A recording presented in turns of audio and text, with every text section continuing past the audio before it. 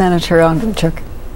We now welcome to the show Andriy TV, who is one of perhaps a few hundred Canadians or people here in Canada who were eligible to vote in the recent elections in Ukraine. You're in fact a citizen of Ukraine, yes, right? And you're here studying as a student in political science at Ottawa U. Am I right? Yes, that's correct. So how many would have voted here in Canada in the elections in Ukraine? I know that here in Ottawa, they've more than 150 voted the first time, and around 200 people voted the second time. In Toronto, it's a much higher number. It's close to 500, 600 people. Okay, so and this was true right across Canada then. Would there have been polling stations right across Canada for wherever there would have been? This would be Ottawa and Toronto, so that's mainly not polling stations at the end of the election. So that's the results. Okay. Let's go back to the beginning. Why do you think Yushchenko lost? And why has he done so badly in this election?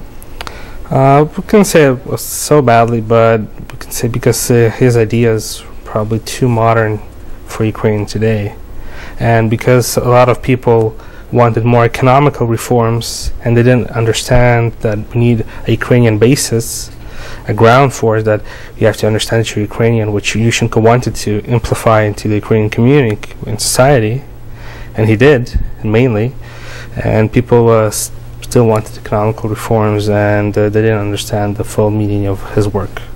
Okay. And I mean, he had a lot of challenges too, didn't he? Yeah, throughout his 5-year term, he had a lot of challenges, and we should understand that because of the transition from that government that was in 2004 until today, and there are a lot of problems which he faced with the economical recession going down, and people not understand the full system which has been changed in Ukraine since 2005 to parliamentary presidential system, not as presidential parliamentary system but as it was before. So there were lots of hitches and glitches and things to iron out, and a lot of partisanship, hyper-partisanship. Yes, a lot of glitches, a lot of problems which a lot of Ukrainians couldn't understand. Okay. Who did you vote for? Voted against all, none of the above, as we can say here. So okay, Canadian viewers will be really interested to hear this, that in Ukraine, you have Ukrainian elections, you have the option to vote for none of the above, right? Yes, okay. That's correct. This is quite something. And you think that there may have been and the result for none of the above was how much? 4%, 4.4%.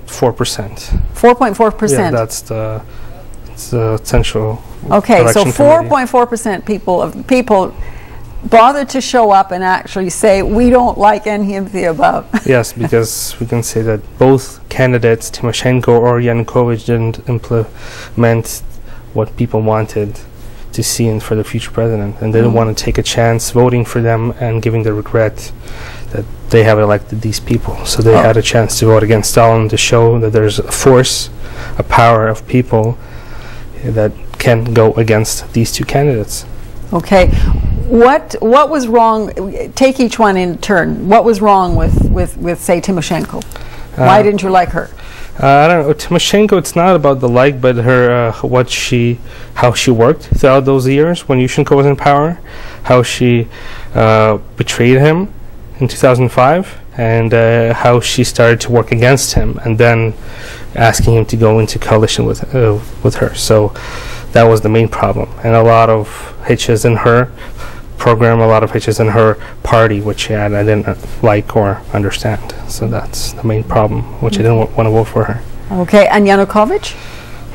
That's all. He goes a really different point of view, which I have, or which our family has, and more pro-Russian, we can say, more to the east, and I think we live to that. We should move forward. We should move to the west, into Europe, and show that we are a European society.